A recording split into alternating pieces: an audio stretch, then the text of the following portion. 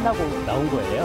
네. 아내하고 저에 대한 테러 예고 보고 예고 뉴스 어제 있었던 것 같습니다. 매우 불편하게도 여기저기서 경찰관들이 경호를 한다고 그러고 있는데 국력의 낭비이기도 하고 보기 참 안타깝습니다. 장갑차 세워놓고 무장 실탄 장착한 소총 등 경찰관들 세워서 보여준다고 이런 테러 줄어들지 않습니다. 근본적 원인을 생각하고 근본적 대책을 진지하게 강구할 때다는 말씀을 드립니다. 이른바 살인 예고글이 연이어 올라오면서 시민들의 불안감이 고조되는 상황. 자, 이번에는 특정인을 상대로 한 이런 협박까지 이루어졌습니다. 지금 영상 보신 대로 민주당 이재명 대표에 대한 살인 협박글이 올라온 건데요. 임주혜 변호사, 네. 이번 협박 이메일을 통해서 알려졌어요? 그렇습니다. 마치 이런 살인 예고, 테러 예고글들이 유행처럼 번지고 있는 것 같아서 정말 우려스러운 상황인데요. 네. 이번에는 메일을 통해서 전달이 되었습니다. 일본의 한 법률사무소 메일 계정을 통해 이런 메일이 발송되었는데 지난 7일 새벽 발송된 메일입니다. 8월 9일 오늘이죠. 네. 오후 3시 34분까지 이재명 민주당 대표를 살해하지 않으면 서울시 내 도서관 반경 300m의 폭탄이 터질 것이라는 이메일이 서울시 공무원 등 여러 면에 발송이 되었습니다. 8월 9일 오후 3시 34분까지요. 지금 13분 남았네요, 이제. 그렇습니다. 이제 경찰은 이런 메일을 받았다는 신고를 접한 이후에요. 국회 도서관에 폭발물 처리단 등을 보내서 탕지 작업도 벌였고요. 지금 이재명 대표에 대해서도 경호를 강화하고 있는 그런 상황입니다. 설주환 부위원장, 협박 글에 따르면 이제 한 10여 분. 근데 지금 벌어지는 일은 하나도 없고 이재명 대표는 정상적으로 일정 소화하고 있는 거죠. 네, 그렇습니다.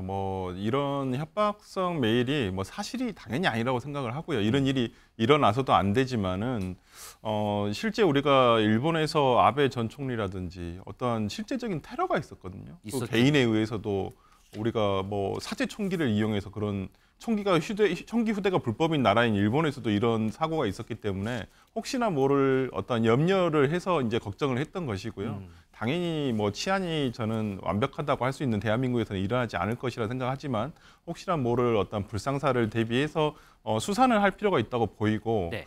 이 사건의 이번에 협박 메일에서 보면 되게 그러니까 공교로운 점은 뭐냐면 다 공개된 정보들, 이메일이라든지 주소라든지 이런 것들이 되게 쉽게 취득할 수 있는 공개된 정보라는 것들이에요. 네. 일본의 한 변호사 사무실이라고 하는 것도 일본에 있는 변호사 사이트에 들어가서 취득이 가능하고요. 그다음에 서울시 공무원들에게 보냈다는 것도 서울시청 홈페이지를 이용해서 충분히 수거가 가능하거든요. 그렇다고 한다면 이걸 왜 그렇게 보냈을까라는 생각도 해볼 수 있고 다수죠. 그리고 그렇죠. 이재명이라는 어찌 보면 야당의 정치인이에요. 그렇죠. 그러면 다 열어볼 수도 있거든요. 저는 그렇다고 한다면 이것이 피싱 범죄에 악용될 수도 있다. 이렇게 보기 때문에 저는 이번 사건이 어떤 이재명 대표에 대한 협박뿐만 아니라 어떤 이걸 열어봄으로 인해서 오히려 공공기관이 해킹을 당할 수도 있는 문제거든요. 그러니까 이 부분에 대해서까지 폭넓게 한번 수사가 돼야 되지 않을까라는 생각도 해봅니다.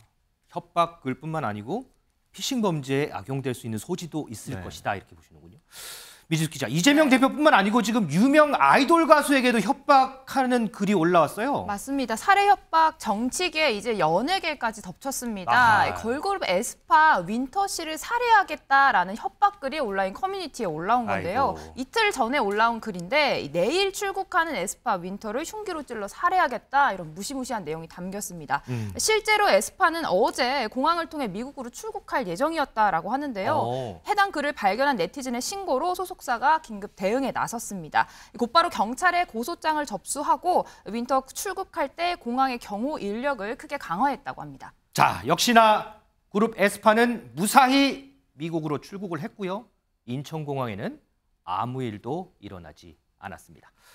장혜찬 최고위원, 자 보니까 어제 오전 기준 보니까요. 살인 협박이나 예고글로 67명 검거됐는데 이 중에 실질적으로 6명이 구속이 됐더라고요. 근데 얘기를 들어보면 대부분 장난이었다, 관심 받고 싶었다 이런 얘기를 하고 상황이 이 정도면 이건 장난으로 치부할 수 없는 거 아닌가요, 이게? 네, 이게 극심한 사회 혼란을 초래하고 있고요. 이러한 이른바 테러 예비글 때문에 동원되는 공권력의 숫자 그리고 뭐 거기에 소요되는 예산도 뭐 장난인 수준이 아닌 겁니다. 그렇기 때문에 단순히 위계 공무집행 방해 정도로 기존에는 그쳐왔던 관례가 있었다면 네. 지금부터는 보다 엄격한 법 적용으로 협박 내지는 나아가서 살인 예비 등의 이 중범죄 혐의로도 수사가 가능하다는 것을 법무부와 검찰, 경찰에서 명확히 하고 있고 실제 일부는 구속 수사까지도 진행될 수 있는 사안이거든요. 네. 그러니까 혹여라도 이 장난에 호기심에 나를 찾아올 수 있을까 이게 진짜 잡힐까 하는 마음에 이런 글을 온라인에 게시하려는 분이 있다면 이미 대부분 다 검거가 되어서요. 맞아요. 조사받고 있고 구속 수사도 진행된다는 점을 명심하시면 좋을 것 같고요. 해외 사이트가 그동안 이 유저들의 여러 가지 이 허위 사실이나 모욕과 관련된 범죄에 대해서는 정보를 제공을 잘 안 해주는 경향성이 분명히 있었습니다만 대중을 대상으로 한 테러 예고에 대해서는요. 아주 신속하게 그 아이디, IP 주소 다 알려줍니다. 유튜브에 댓글로 단 분들, 유튜브 구글 거잖아요. 네네. 우리나라 기업 아닙니다. 그렇죠.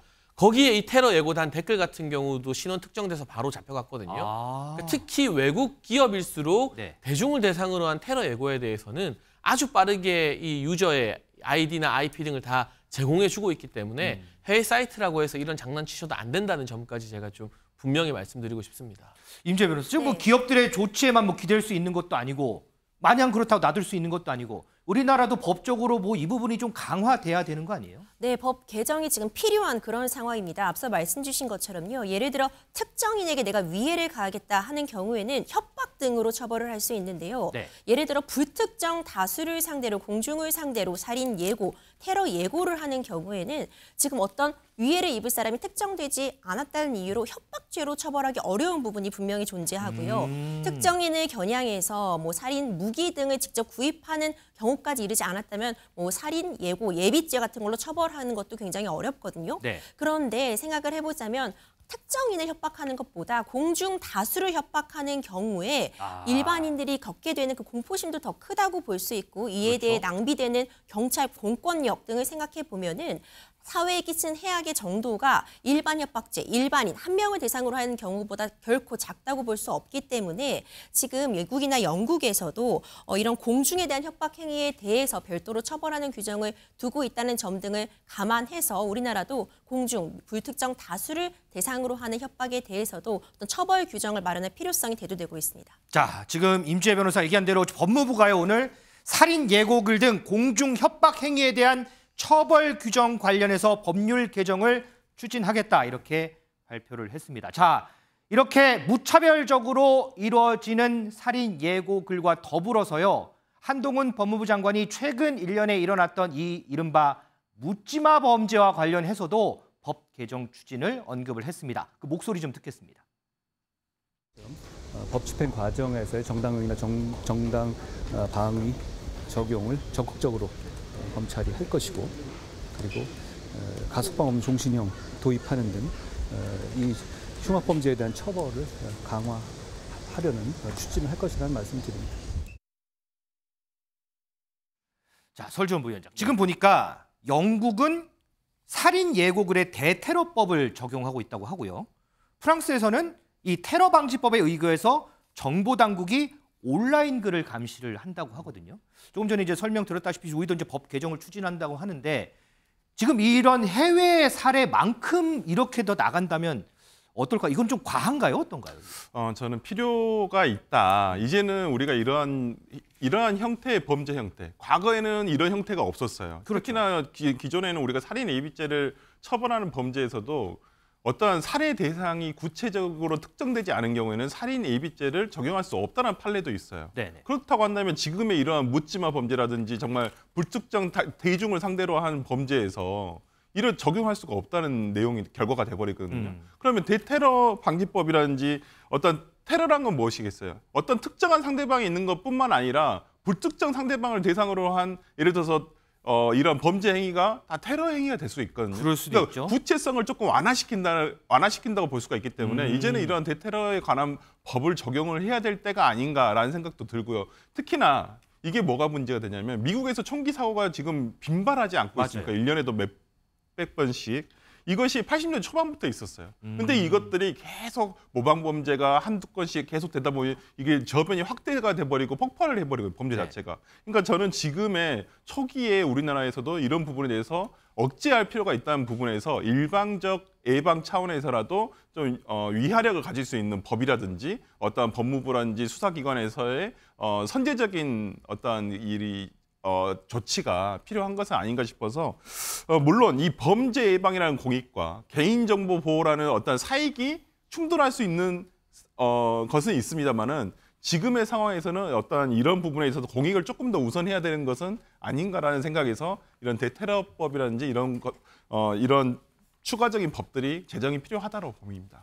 장혜찬 최고위원, 지금 뭐 우리도 대테러 방지법도 있긴 하지만 이 부분을 지금 이 테러라는 이런 카테고리에 묶어서 적용하는 거 지금 계속해서 얘기는 나오거든요. 또 일각에서는 근데 아직 대한민국 사회에서는 이거 너 좀 시기상조 아니냐 이런 얘기도 나오고 어떻게 좀 보세요? 저는 그렇지 않다고 보는 게요. 이른바 유럽 등에서는 묻지마 범죄가 빈번하게 발생하고 있잖아요. 네. 물론 총기를 사용합니다만 대한민국에서는 총기 사용을 안 하더라도 흉기를 들고 다니거나 또는 이번에 이 성남 같은 경우는 차량으로 인도에 있는 행인들을 굉장히 거칠게 밀치고 사고를 내면서 많은 피해를 유발시켰습니다. 네. 총기가 없다고 해서 테러가 아닌 것은 아니죠. 그래서 이런 묻지마 범죄가 이른바 선진국에서 외국에서는 외로운 늑대라고 불리는 주로 난민들이나 이주민들이 많이 저지른다면 우리나라에서도 그와 비슷한 유형의 뭐 본인의 어떤 사회적 위치나 이런 데 불만을 가진 사람들이 이걸 저지르는 양상이 뚜렷하게 감지되고 있기 때문에 네. 일종의 묻지마 범죄 테러 형태로 규정을 하고 지금의 테러 방지법에서는 테러 행위자를 테러 단체 소속으로 한정하고 있지만 네. 이걸 조금 개정해서 다중을 대상으로 테러에 의도를 지닌 개인까지도 여기에 포함시켜서 뭔가 법적인 조치를 취할 필요성이 이제는 확실해진 것 같습니다. 자, 어쨌든 이 안전한 사회를 만들기 위한 고민이 더 필요한 시기는 맞는 것 같습니다.